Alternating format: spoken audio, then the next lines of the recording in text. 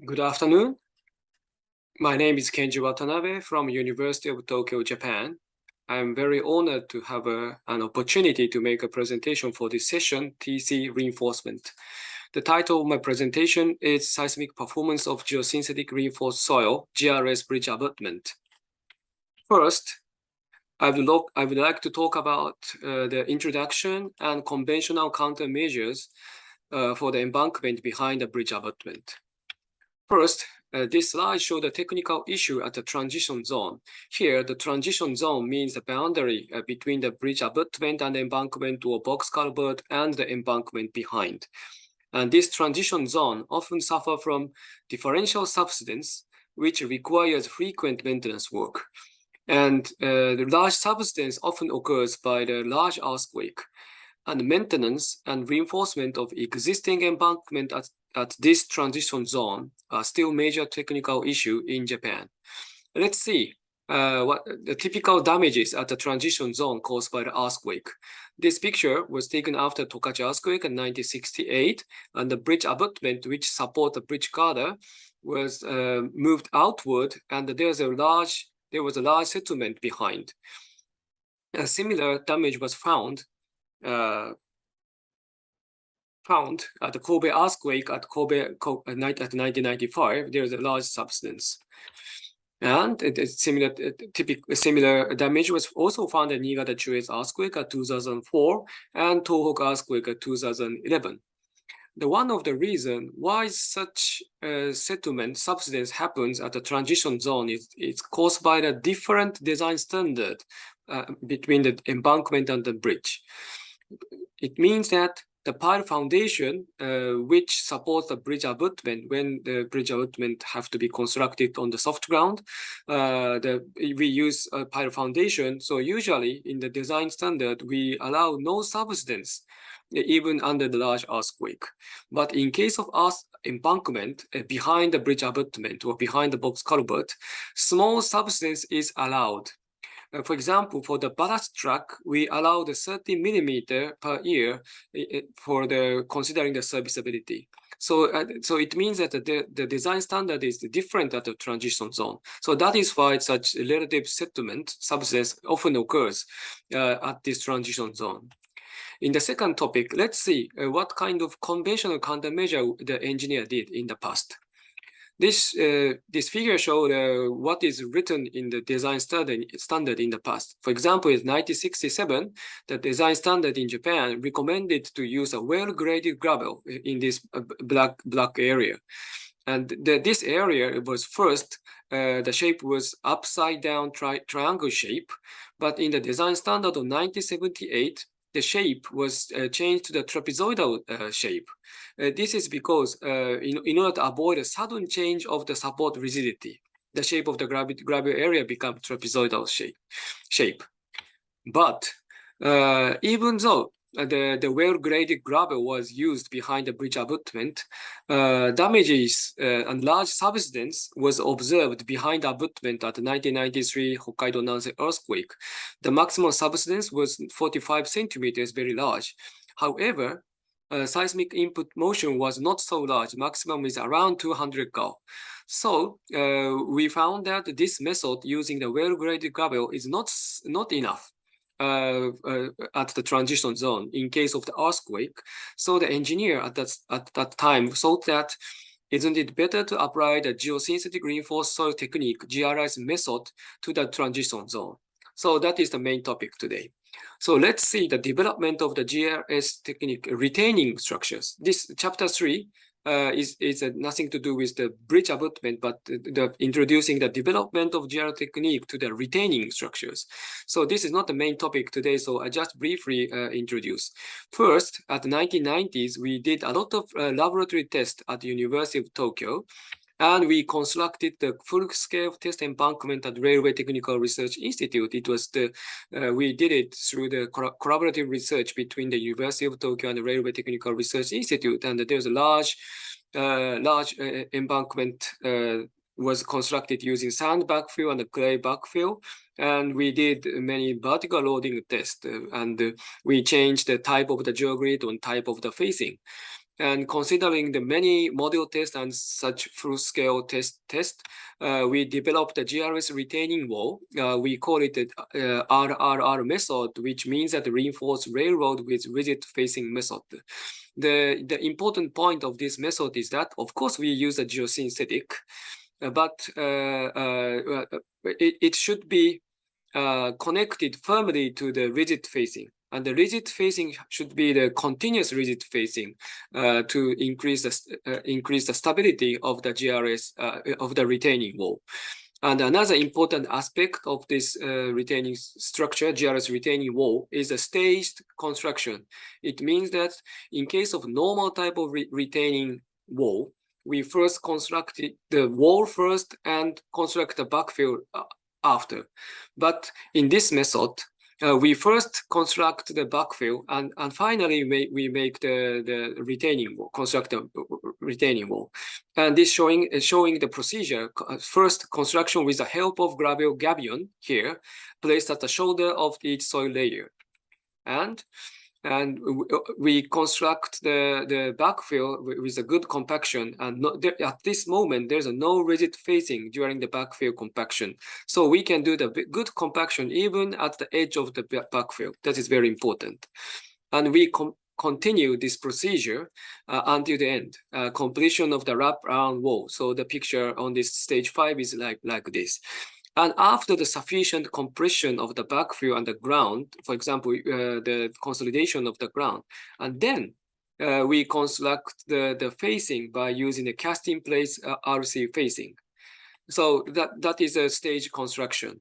And by using the fresh concrete here, in the cast-in-place concrete, fresh concrete enter the gravel bags here, through the aperture of the geogrid. So the facing and the geogrid reinforcement are firmly connected to each other. That is the technique we often use for the construction in Japan. Then this shows the history of the GR structures. Yes, it's showing the annual lengths in the green line, and the red line is showing the total lengths. We started the research at 1980s. At 1995, we have a Kobe earthquake. It was a huge earthquake. And after that, the application of this GR structure increases. So let's see what happened at the 1995 Kobe earthquake. This is very famous figure. The gravity type retaining wall was collapsed. There's many such kind of damages at the 1995 Kobe earthquake. But even in case of GRS structures, there's not collapse, but a limited amount of shear deformation was happened. But at this time, we didn't know why the seismic performance between the gravity type retaining wall and the GRS retaining wall is so much different. So we performed the shaking table model test by using a reduced size model, which having the height of around 50 centimeters. So this is a result of the shaking table model test for the gravity type retaining wall and the GRS type retaining wall. And you can see from this figure, which showing the relationship between the displacement and the seismic coefficient. And you can see the gravity type retaining wall, the displacement increases rapidly, but GRS retaining wall, it is more stable than the gravity type, but noticeable shear deformation. This model test results are consistent with the full-scale behavior. And then in the model test, we investigated why the seismic performance was so much different between the gravity type and the GRS retaining wall. So the important thing is how the retaining wall resists against the external forces. In case of gravity type retaining wall, they resist against the external force by the subsoil reaction force. And in this shaking table model test, we measure the subsoil reaction force at 4 different points at the bottom of base footing. And it's showing the reaction force and the top displacement relationship. At first, the stress concentration at the toe of the footing was observed. And after the loss of bearing capacity around the toe of the footing, then the top displacement suddenly increased. So that is the main reason why the gravity type retaining wall showed a brittle failure. But on the other hand, In case of the GRS wall, it resists the external force such as inertial force or big seismic earth pressure by the tensile force in reinforcement. And the tensile force in reinforcement is measured in the shaking table model test. And you can see the tensile force, in this case, the type 1 correspond to the previous slide figure. The type 1, the tensile force increases with the displacement of the retaining wall. And this explains the ductile behavior of the GRS retaining wall. And then we try to apply this technique to the bridge abutment, which supports the bridge girder.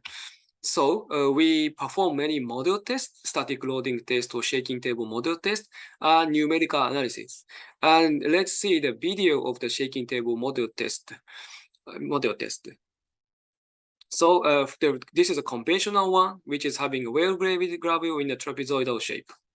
Okay, so this model was shaken by the sinusoidal wave at 450 Gauss. And you can see at the end of the shaking, there's a large settlement behind the bridge abutment. But when this bridge abutment was connected to this area, and by the geosynthetic, and if this area made by the cement mixed soil, the bridge abutment become more stable compared to the conventional type.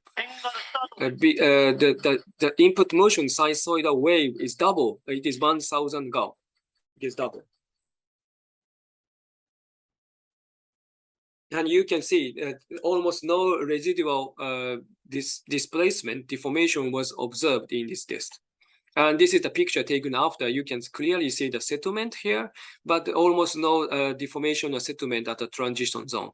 Let's see the reason why the GRS bridge abutment was so stable compared to the conventional tile retaining wall. This is showing the time history of the major data. And the first, the bottom time history is showing the input acceleration measured at the subsoil. And this blue line is showing the subsoil reaction force. For example, let's see the point A, when the inertial force was acting outward, point A. Then you can, of course, the subsoil reaction force increases at this moment, point A. And of course, the tensile force in the reinforcement also increases at point A. So it resists against the inertial force, okay? But when we see the seismic earth pressure measured at the back surface of the bridge abutment, we measure at 6 different points.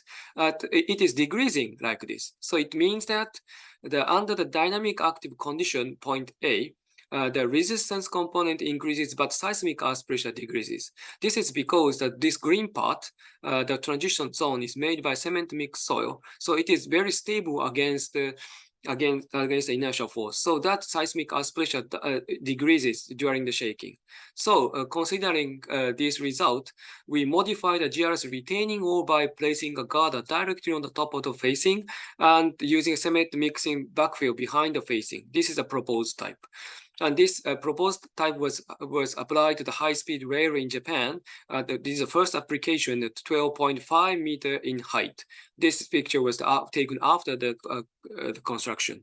And of course, staged construction is also used for constructing this bridge abutment. First, backfill, constructing the backfill. After that, bridge abutment and put in the girder. And it became possible to avoid a relative displacement settlement between the embankment and the bridge abutment by this stage construction. And let's see how the construction changes. This left one was actually constructed at the site, and the right one was the figure shows that if the conventional type bridge abutment were applied, then the shape of the bridge abutment would be like that. Then we compare the cost between the two different types. Of course, we use a lot of reinforcement, geogrid, so the cost of the reinforcement increases by the GRS abutment compared to the conventional type. But the total amount of reinforced concrete was reduced, so the cost was reduced. So the total cost was almost 20% reduced. The reason why the reinforcement concrete was reduced for this proposed type is that you can clearly see that in case of conventional type, the volume of the concrete become very high.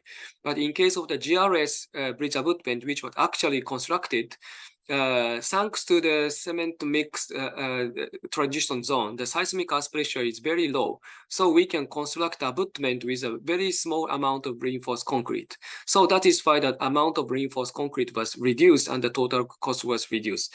So it means that we achieved the low construction cost and high seismic stability at the same time. But in order to ensure the connection strength and the stability of this proposed GRS abutment, we conducted the lateral loading test of the GRS bridge abutment. This is the bridge abutment, and we apply the horizontal loading. So in order to apply the horizontal loading, first we combine the two bridge pier as the reaction structures. After that, we put this pier and the GRS bridge abutment together to apply the large horizontal loading to the GRS abutment. And this is showing the result. Loading, lateral loading at the maximum is 4 meganewton, 4,000 kilonewton, which is a very huge lateral earth pressure, which correspond to the high seismic inertial force in Japan.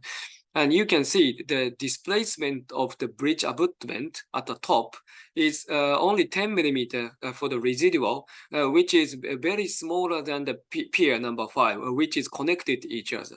So it means that the GRS bridge abutment was much more stable against a lateral load than the combined two piers, without any sign of separation of the facing from the geogrid reinforced backfill. It means that when this showed the observation during the lateral loading, when we apply the 4,000 kilonewton, then we found that the bridge abutment is moving together with this part. So it means that we confirm that the firm connection between the geosynthetic and the bridge abutment. And then this is the final topic, but I think I don't have enough time to explain so much. But we apply this method to the GRS method to the integral bridge. Integral bridge means integral bridge is often used in Europe, but it have a problem at the transition zone. We propose that how about using this GRS technique to the integral bridge. So this is a full-scale model of the GRS integral bridge, which was constructed at Railway Technical Research Institute. This is an integral bridge, and the transition zone were made by GRS structures. So the GRS, integral bridge, of course, it have a structural integration of both end of the girder to the facing. And of course, we apply the staged construction. Again, it means the construction of the backfill first, and finally we constructed the integral bridge. But this is a test integral bridge, and this is the first application to the permanent structure of the high-speed train line. The first one, the bridge is not so long, 12 meters, but we succeeded to constructed it. Now it is under it was used, and every day the high-speed rail are running on this GRS integral bridge. And this is a very new construction where the girder is have a 30 meter in length. It's very large GRS integral bridge. We have with having the cement mix backfill reinforced by the geosynthetic, and it is connected to the integral bridge.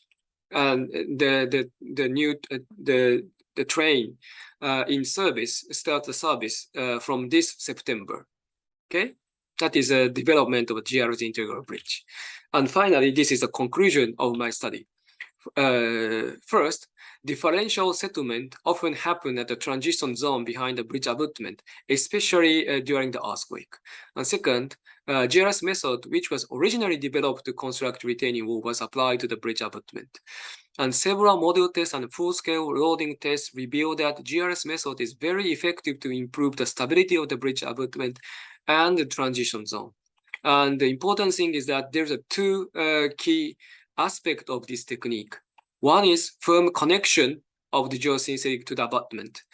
And second is the stage construction and constructing the backfill first.